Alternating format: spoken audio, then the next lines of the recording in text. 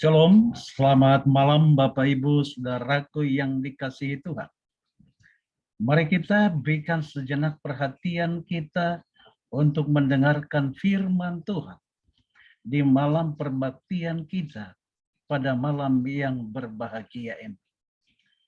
Adapun yang menjadi topik pembicaraan kita dari firman Tuhan malam ini adalah ucapan bahagia yang disampaikan oleh Yesus Kristus di dalam Matius pasal 5 ayat 1 sampai 12. Untuk merenungkan firman ini, mari kita sejenak menundukkan hati kita berdoa. Bapa Surgawi Allah kami yang kami puji, kami sembah di tatamu yang kudus. Terima kasih Tuhan sudah memberkati kami. Kesempatan yang kami gunakan malam ini kiranya urapan sorga turun atas kami. Oleh kuasa Roh Kudus mengurapi kami, menuntun hati pikiran kami. Biarlah setiap firman yang hamba-Mu bacakan, hamba-Mu sampaikan, bagikan oleh kuasa Tuhan akan menjadi berkat bagi siapapun yang mendengarkan pekabaran firman Tuhan ini.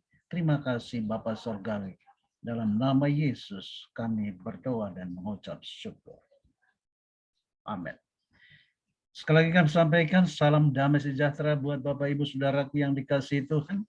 Oleh karena itu pada kesempatan yang indah ini, mari kita boleh memberikan perhatian kita sejenak untuk mendengarkan firman ini supaya menjadi kekuatan di dalam kehidupan kita.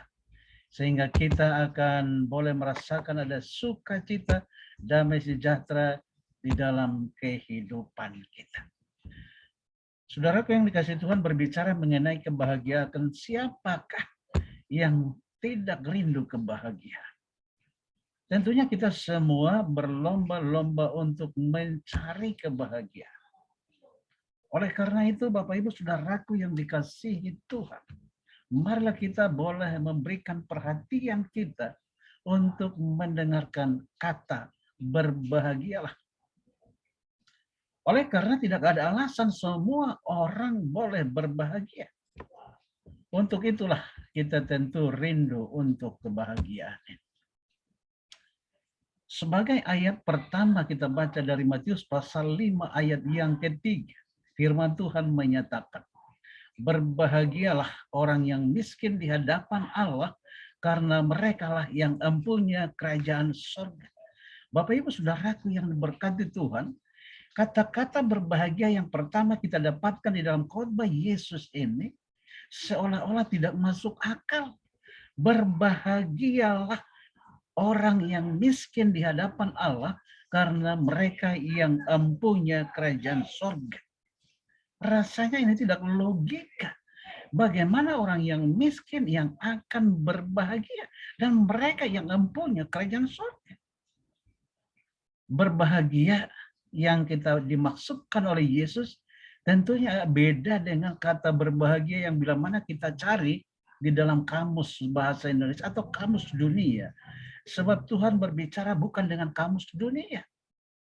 Nah, itulah sebabnya kita perlu merenungkan, menyimak firman Tuhan ini. Seolah-olah ini tidak masuk akal, tapi Tuhan yang menyatakannya. Tapi kalau seandainya ayat ini menyatakan mudah dimengerti oleh orang angkatan muda sekarang ini. Berbahagialah crazy rich karena banyak cuannya. Itu sudah dialah itu. Kalau itu sudah pasti berterima.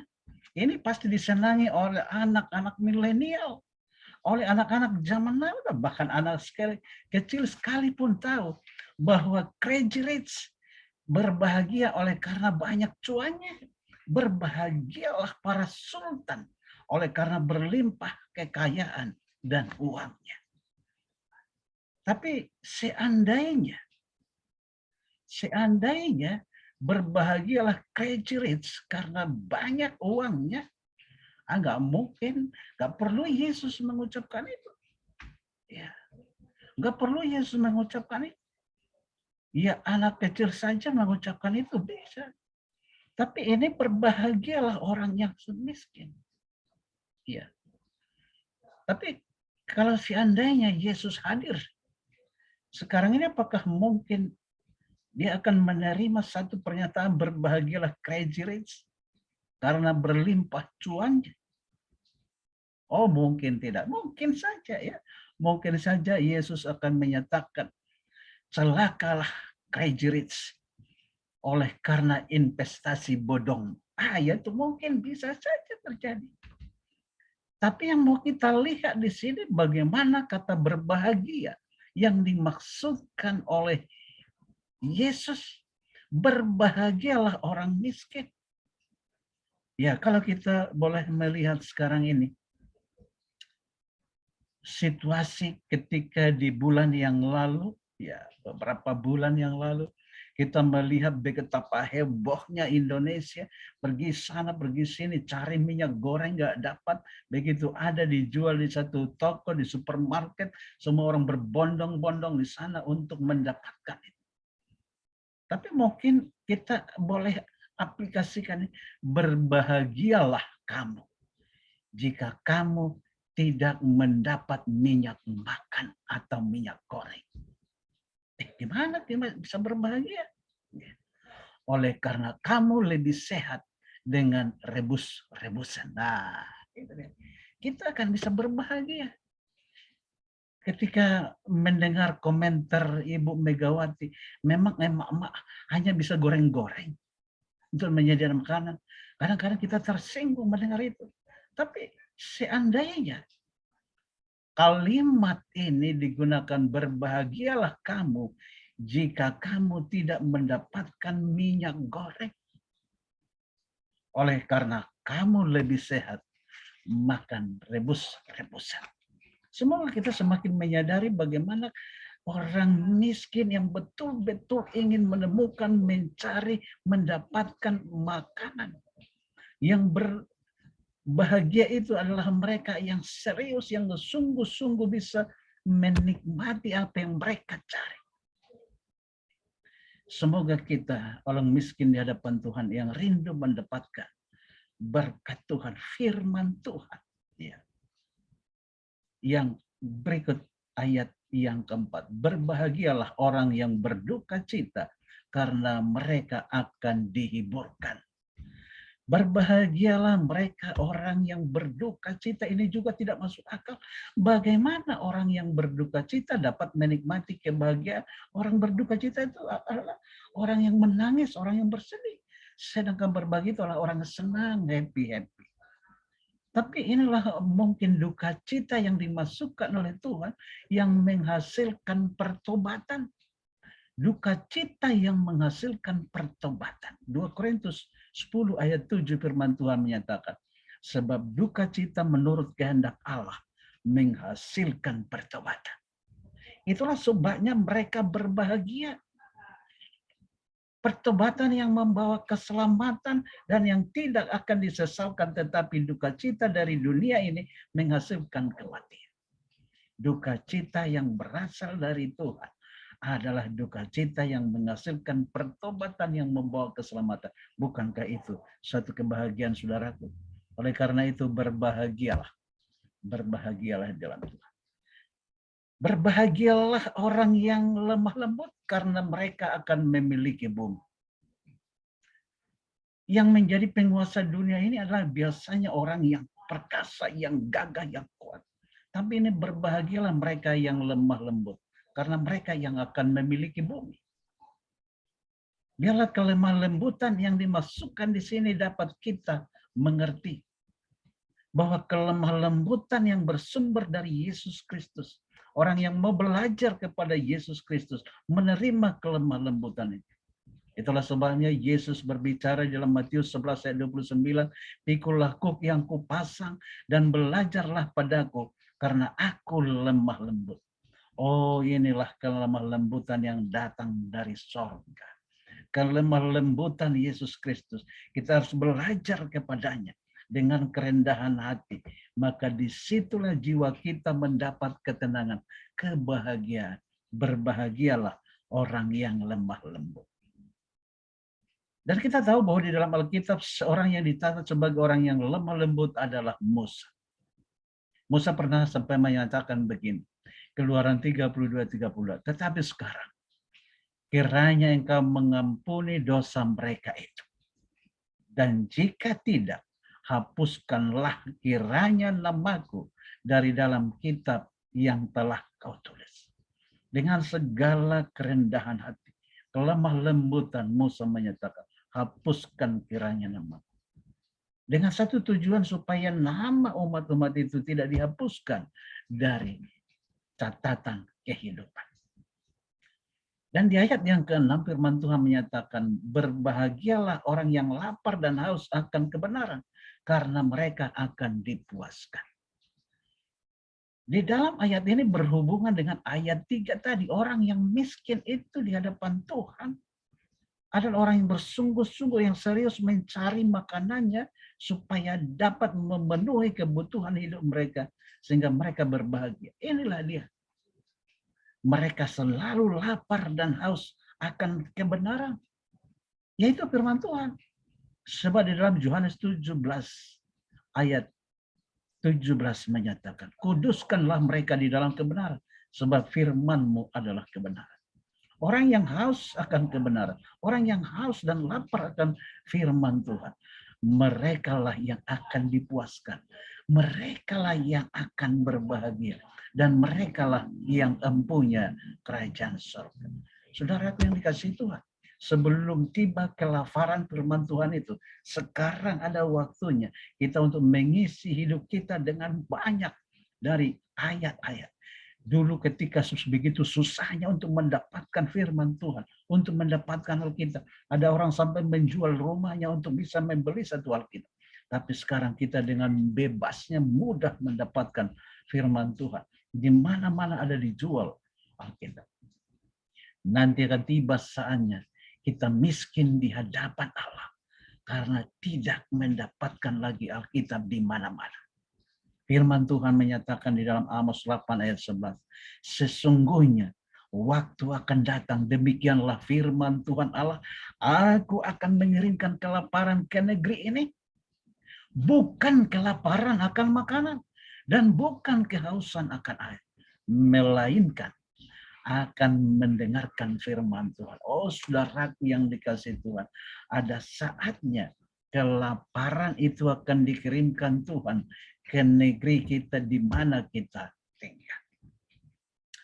Maka kita harus menyadari bahwa kita bisa dikenyangkan, kita boleh hidup bukan saja oleh makanan jasmani, oleh roti, nasi, dan lain sebagainya, tapi kita akan hidup oleh firman Tuhan. Sebab demikianlah jawaban Yesus kepada setan ketika digoda di padang gurun itu. Yesus menyatakan, ada tertulis, manusia hidup bukan dari roti saja, tetapi dari setiap firman yang keluar dari mulut Allah.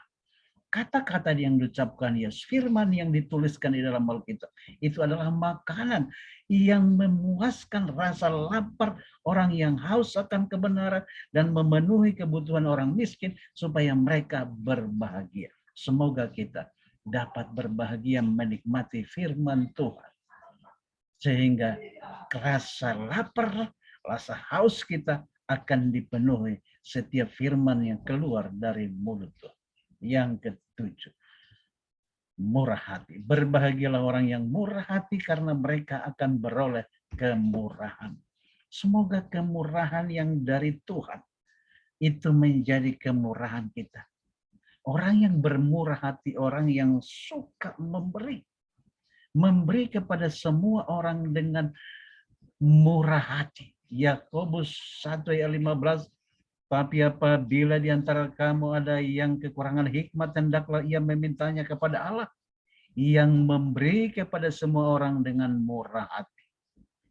Kalau Allah itu memberi dengan bermurah hati kepada semua orang, maka kita minta Allah kepadanya juga kemurahan itu. Supaya kita menjadi orang yang bermurah hati, yang suka menolong, yang mudah tergerak hatinya untuk membantu orang yang membutuhkan. Dengan kemurahan hati akan banyak orang yang tertolong dan diselamatkan.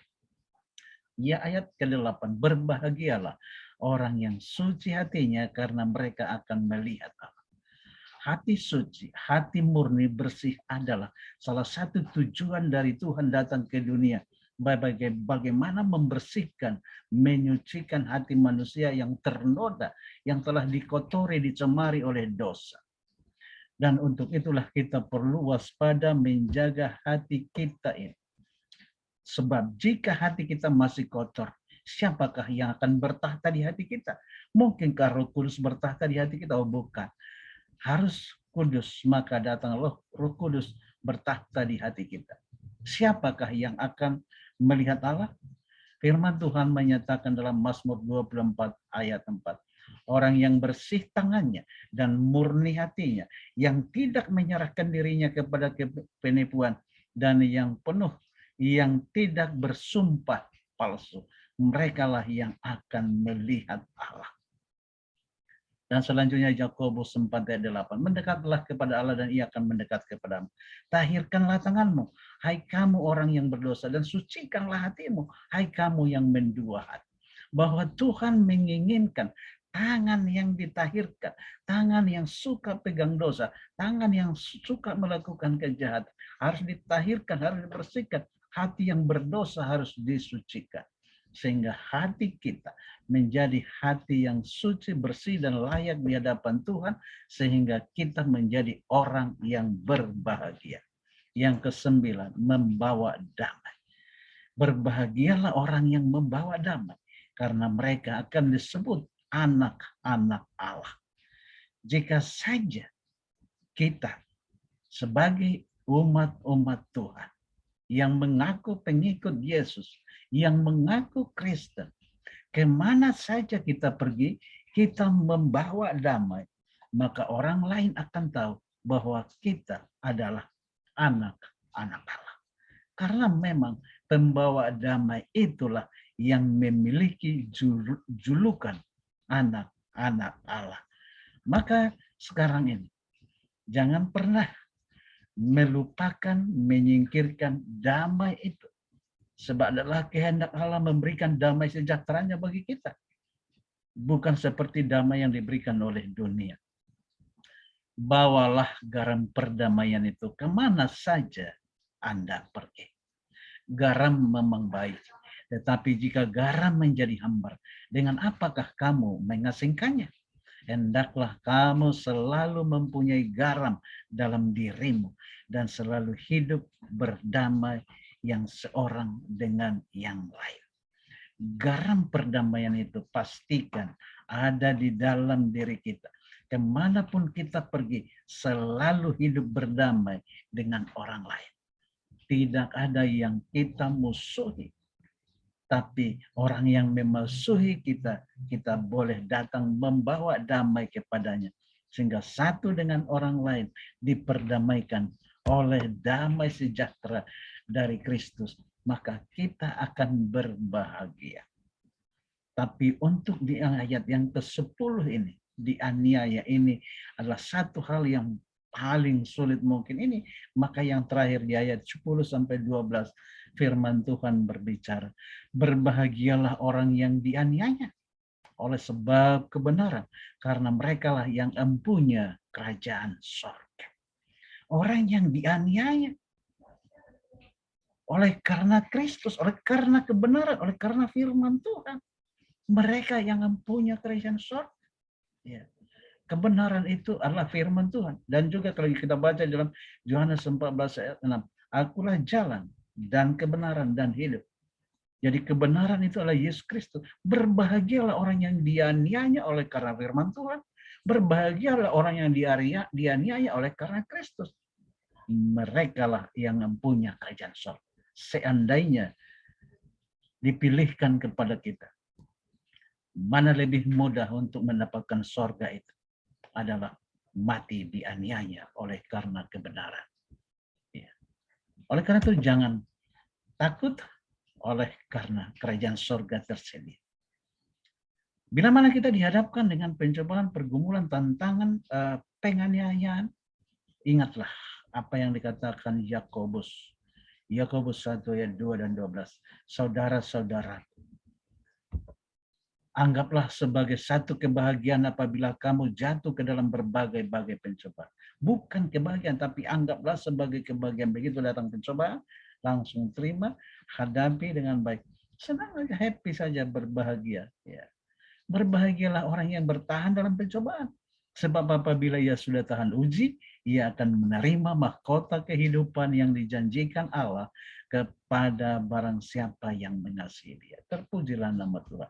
Orang yang dicobai pun berbahagia. Hasil dari pencobaan itu akan tabah tahan uji. Itulah kebahagiaan.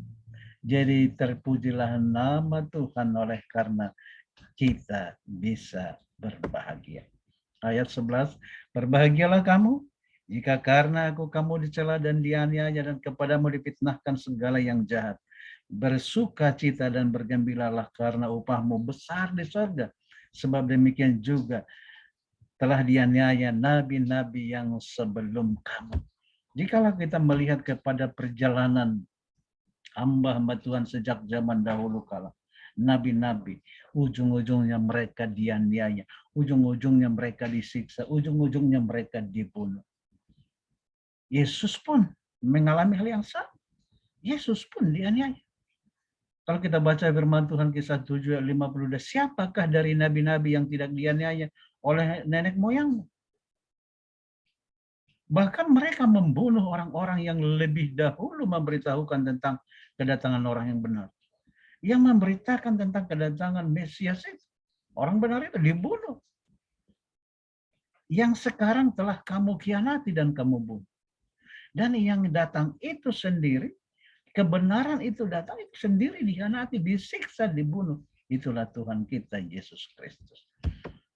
Tetapi orang yang bersabar, bergumul memenangkan pertarungan, pencobaan, dan siap sampai kepada titik darah penghabisan menghadapi penganiayaan. Difitnah oleh karena kebenaran, dicela oleh karena kebenaran. Upahmu besar di sorga. Karena kerajaan sorga disediakan bagi umat-umat Tuhan yang sudah siap menjalani penganiayaan. Saudaraku yang diberkati Tuhan. Apapun yang disampaikan oleh Yesus di dalam khotbah ucapan berbahagia ini, biarlah kita mengambil hikmahnya yang kelihatannya bertentangan dengan logika, tapi sesungguhnya orang yang mau masuk ke sorga itu harus di luar logika. Adalah tidak logika kita orang berdosa bisa masuk sorga. Tapi oleh karena mujizat, oleh karena kuasa yang ajaib dari Yesus Kristus, orang berdosa bisa masuk surga dengan proses.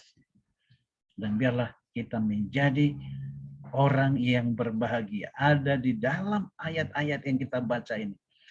Dan firman Tuhan, ayat terakhir yang kita baca dalam Amsal 28 ayat 14. Berbahagialah orang yang senantiasa takut akan Tuhan. Ya. Berbahagialah orang yang senantiasa takut akan Tuhan. Tetapi orang yang mengeraskan hatinya akan jatuh ke dalam malapetaka. Semoga tidak ada di antara kita yang mendengarkan pekabaran pada malam ini yang mengeraskan hatinya sehingga tidak ada yang jatuh ke dalam malapetaka, sehingga tidak ada yang jatuh ke dalam neraka, tapi menjadi orang yang berbahagia, orang yang mempunyai kerajaan sorga. Itulah doa dan harapan kami. Demikianlah firman Tuhan yang boleh kami sampaikan pada malam hari ini. Tuhan Yesus memberkati. Marilah kita bersatu di dalam doa. Ya Allah, ya Tuhan kami, terpujilah nama-Mu. Kami senang boleh mendengarkan suara Tuhan. Bahwa Tuhan telah memberikan pekabaran yang indah untuk berbahagia. Ialah kami boleh berbahagia dalam kehidupan kami. Sekalipun kami menjadi orang miskin, biarlah kami miskin di hadapan Tuhan. Kami lapar akan kebenaran, haus akan firman Tuhan. Di dalam kelaparan itu Tuhan memenuhi kami dengan firman Tuhan, dengan pekabaran-pekabaran yang indah. Sebab kami tahu bahwa bukan saja oleh makanan kami kenyang dan hidup, tapi setiap firman yang keluar dari mulut Tuhan. Dan semua apa yang Tuhan katakan untuk hal berbahagia yang kelihatannya Tuhan tidak masuk akal, tidak logika.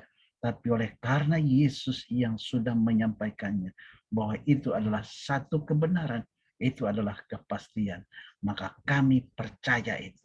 Tuntunlah kami, pegang tangan kami, menghadapi tantangan pencobaan supaya kami menganggap pencobaan itu kebahagiaan dan hasilnya kami akan tahan uji, kami menang dan bahkan bila mana penganiayaan datang menghampiri kami, kami akan percaya kepada tangan Yesus Kristus yang punya kuasa untuk menyelamatkan sehingga upah kami besar di surga. Jadikanlah kami Tuhan menjadi pewaris kerajaan surga.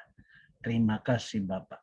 Kami persembahkan doa kami di dalam nama putramu, Yesus Kristus, Tuhan dan Juru Selamat kami. Amin. Baik Bapak Ibu, saudaraku yang dikasihi Tuhan. Sampai di sini untuk renungan firman Tuhan bagi kita malam ini. Sampai bertemu di kesempatan yang lain. Tuhan memberkati.